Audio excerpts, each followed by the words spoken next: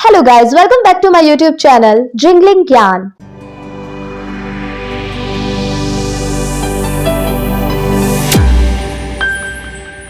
This is Navni Chauhan.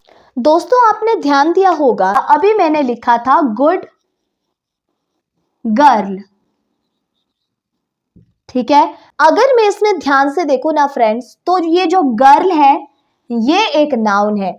Good जो है वो कहीं ना कहीं इसकी विशेषता बता रहा है, तो जो विशेषता बताने वाला शब्द होता है उसको हम एडजेक्टिव कहते हैं। तो कई सेंटेंसेस आपको ऐसे देखने को मिलेंगे जिसमें नाउन से पहले कोई उसकी विशेषता बताने वाला शब्द दिया गया होगा। तो आपने क्या करना है, आपने उस शब्द को ध्यान से देखना है, उसका इनिशियल साउंड ध्यान से देखना है और उसके बेसिस पे आपने आर्टिकल का इस्तेमाल कर देना है, ठीक है फ्रेंड्स। एक चीज और ध्यान से देखिए फ्रेंड्स, यहाँ पे गुड गर्ल लिखा गया था, तो मैंने गुड यानी कि जो एडजेक्टिव है यहाँ पे इसका फर्स्ट लेटर को देखा और ये कॉन्सोनेंट निकला और इसकी साउंड भी कॉन्सोनेंट है, इसलिए मैंने यहाँ पे अ लगाया। सपोज कीजिए यहाँ पे कोई ऐसा एडजेक्टिव होता जो आपके पास फर्स्ट लेटर जिसका कॉन्सोनेंट ना हो करके जिसका फर्स्ट लेटर वाउल होता, तो क्या करते, तो आप उसकी जगह एन लगा देते, वहां पे अ का इस्तेमाल नहीं करते। जैसे कि इंटेलिजेंट,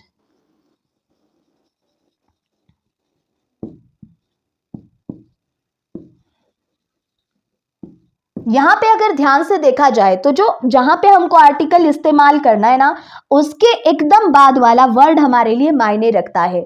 यहाँ पे हमारे लिए ये मायने नहीं रखता कि यहाँ पे भी गर्ल है और यहाँ पे भी गर्ल है। नो, हमको ध्यान से देखना है कि जहां हमको आर्टिकल का इस्तेमाल करना है उसके जहां पे हमें आर्टिकल का इस्तेमाल करना है उसके बाद वाला जो वर्ड है वो कौन सा है। तो हमको यहाँ पे गर्ल से कोई मतलब नहीं है फ्रेंड्स, हमको ये देखना है कि हमको आर्टिकल लगाना कहाँ पे है। हमको आर्टिकल लगाना है इस वर्ड से पहले, तो मैं एकदम डैश के बाद वाला वर्ड देखूंगी। बाद वाले वर्ड में मुझे मिल रहा है फर्स्ट लेटर आई, और आई अपना साउंड दे भी रहा है इंटेलिजेंट, क्योंकि स्टार्टिंग जो साउंड है वो ई का साउंड है और ई एक स्वर है फ्रेंड्स। दैट्स वाई यहाँ पे क्या लगेगा, एन लगेगा। फिलहाल हमने अभी एन का यूज जो है उसको डिस्कस नहीं किया है।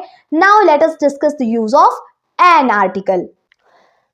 सो फ्रेंड्स, मैंने यहाँ पे एक छोटा सा एक टेबल बनाया है, इसको आप अपनी नोटबुक में ड्रॉ कर सकते हो। यहाँ पे मैंने ये समझाने की कोशिश की है कि जो हमारे पास वाउल्स होते हैं यानी कि जिनको हम स्वर कहते हैं, उनकी जो वाउल वाली साउंड होगी वो क्या क्या होगी। आपको इन साउंड्स को अपने दिमाग में बैठा लेना है। जब आप हिंदी वर्णमाला पढ़ते हो ना फ्रेंड्स, तो आप पढ़ते हो अ आ ई ऊ, है ना कहीं आप ये सारी चीजें पढ़ते हो।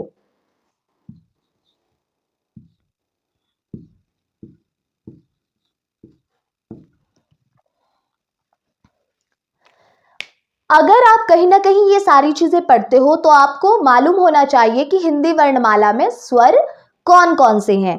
तो वैसे ही जो आपके इंग्लिश अल्फाबेट होते हैं उसमें ये जो वाउल है ना आपके पास 5, ये जो है आपके पास साउंड्स देते हैं। किसकी साउंड्स देते हैं, वाउल की साउंड देते हैं, स्वर की आवाज देते हैं।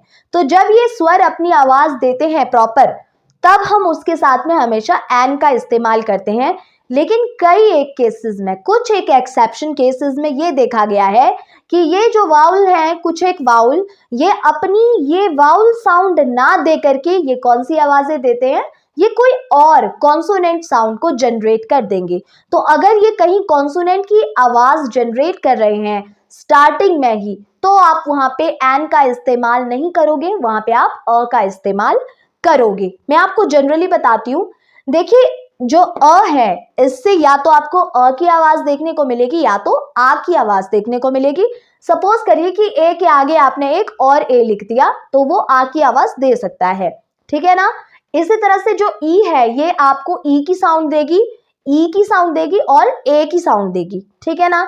इसी तरह से आई जो है ये ई की साउंड देगी। इसी तरह से जो ओ है ये ओ की आवाज भी देता है, ये ऊ की आवाज भी देता है और ऊ की आवाज भी देता है। इसी तरह से जो यू है ये अ की आवाज देता है। मैंने यहाँ पे वही साउंड्स लिखी हैं जो इनकी आवाज है स्वर वाली, ठीक है ना फ्रेंड्स, जो इनकी स्वर वाली आवाज है। इसका अर्थ ये बिल्कुल नहीं है कि ये सिर्फ यही साउंड्स देंगे, इसके अलावा और साउंड्स नहीं देंगे। ये अलग साउंड्स भी दे सकते हैं। फॉर एग्जाम्पल मैं आपको बताती हूँ कि जो आपका यू है ना, ये कई जगह पे यू की आवाज देता है। ठीक है फ्रेंड्स, ये कई जगह यू की आवाज देता है जो कि एक स्वर नहीं है। तो क्योंकि वो एक स्वर नहीं है, इसीलिए वहां पे इसको हम वाउल कंसिडर ना करके इसको कॉन्सोनेंट कंसिडर कर लेते हैं इस साउंड को, और इससे पहले में अ का इस्तेमाल करते हैं। इसी तरह से एग्जाम्पल है ओ का। ओ कई जगह आप देखोगे ओ जो है इनमें से कोई साउंड नहीं देगा, व की आवाज देगा। कई जगह ये व की आवाज देगा। तो जहां पे ये व की आवाज देगा, वहां पे उस साउंड को ध्यान में रखते हुए हम क्या करेंगे, उससे पहले अ का यूज करेंगे, एन का यूज नहीं करेंगे। Now let us move towards the use of an. जैसे आपने अभी ए का यूज पढ़ा कि आप ए आर्टिकल का यूज कहां करते हो, उसी तरह से मैं अब आपको एन आर्टिकल के बारे में बताने जा रही हूं। बहुत ध्यान से सुनिएगा फ्रेंड्स। एन आर्टिकल का यूज आप करते हो सिंगुलर नाउन के साथ में।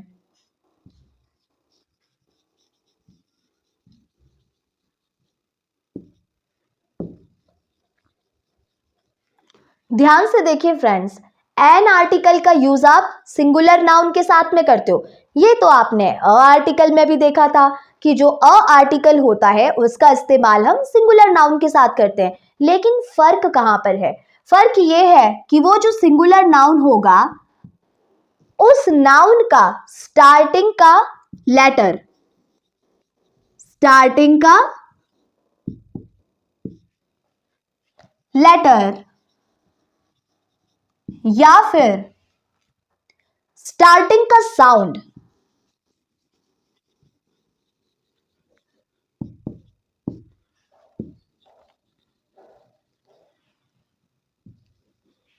या तो स्टार्टिंग का लेटर या तो स्टार्टिंग का साउंड कैसा होगा?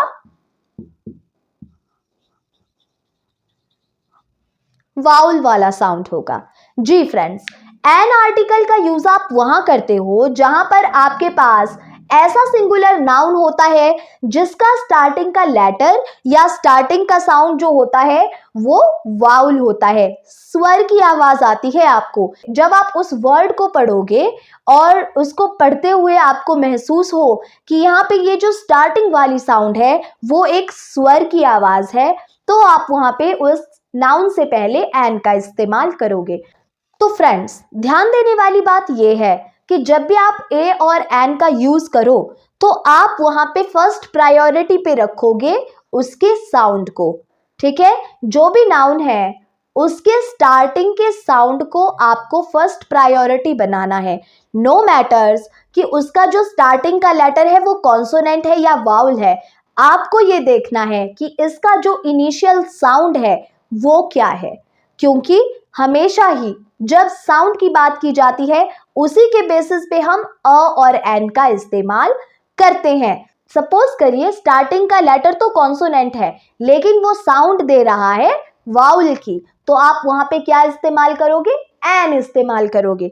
और अगर कोई ऐसा वाला वर्ड है जिसका स्टार्टिंग का लेटर एक वाउल है लेकिन वो आवाज दे रहा है कॉन्सोनेंट की, तो उस केस में आप स्टार्टिंग में यूज करोगे अ। समझ गए फ्रेंड्स? तो उस नाउन से पहले आप क्या यूज करोगे? अ यूज करोगे। अब हम इसकी कुछ एग्जांपल्स देख लेते हैं। फर्स्ट ऑफ ऑल हम एकदम सिंपल से एग्जांपल से शुरुआत करेंगे, उसके बाद में हम थोड़े से एक्सेप्शन वाले एग्जांपल्स पे मूव करेंगे। अगर आपको वर्ड्स के साउंड्स को आइडेंटिफाई करने में मुश्किल होती है तो आप इंटरनेट पे सर्च करिएगा phonic sounds of letters in English. ठीक है ना फ्रेंड्स? तो जब आप फोनिक साउंड्स निकालोगे लेटर्स की, इंग्लिश वाले लेटर्स की, ठीक है ना, तो आपको वहां पे पता चलेगा कि वहां पे किस लेटर की कौन सी वॉइस होती है, और वॉइस के बेस पे ही आपके पूरे आर्टिकल का खेल होता है, खासकर जब हम अ और एन आर्टिकल की बात करते हैं। Now let us discuss some examples.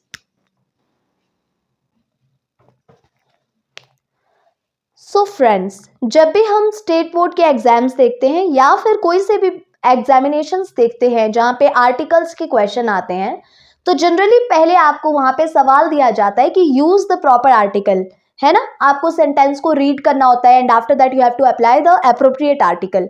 तो आपको सेंटेंस पढ़ के वहां पे एप्रोप्रिएट सही आर्टिकल का इस्तेमाल करना होता है। तो उस केस में आपको इस तरह के क्वेश्चंस को सॉल्व जरूर करना चाहिए। आप जो भी ग्रामर को फॉलो करते हो, आपके ग्रामर में कहीं ना कहीं आर्टिकल्स की एक्सरसाइज प्रॉपर दी गई होगी।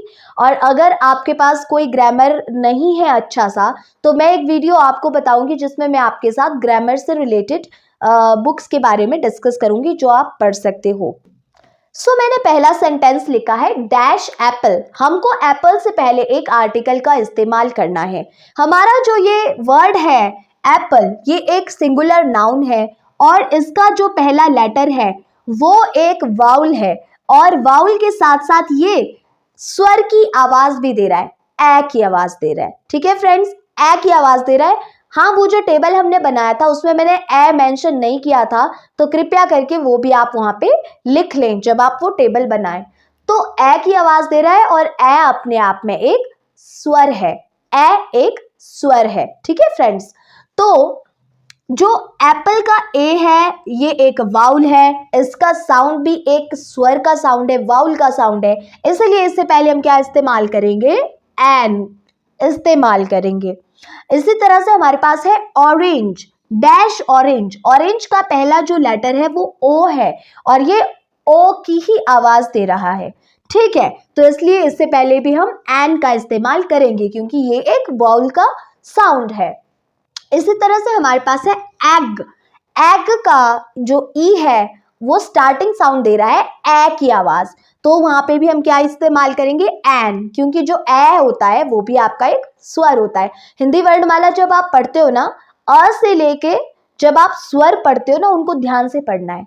ठीक है ना फ्रेंड्स, वो जो 11 स्वर होते हैं उनको ध्यान से पढ़ना है, आपको मालूम पड़ जाएगा। इंग्लिश में भी वैसे ही पढ़ते हो आप, साउंड्स होती हैं। ठीक है ना, हालांकि यहाँ पे आप हिंदी वर्णमाला के वर्णों को नहीं लिखोगे, लेकिन यहाँ पे इंग्लिश लेटर्स को लिखोगे और अगर ये स्वर की आवाज देता है तो बिल्कुल वैसा ही यहाँ पे भी ये एक्ट करेंगे। इसी तरह से आइसक्रीम, डैश आइसक्रीम।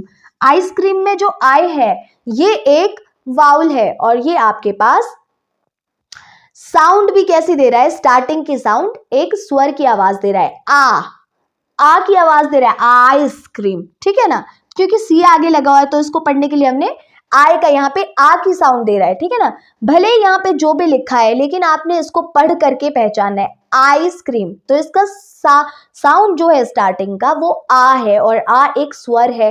इसी तरह से यहाँ पे हम लिखेंगे an. Same here, after that we have ink pot. Ink pot में जो आई है वो एक स्वर की आवाज दे रहा है, वाउल की साउंड दे रहा है, तो यहाँ पे भी एन लगेगा।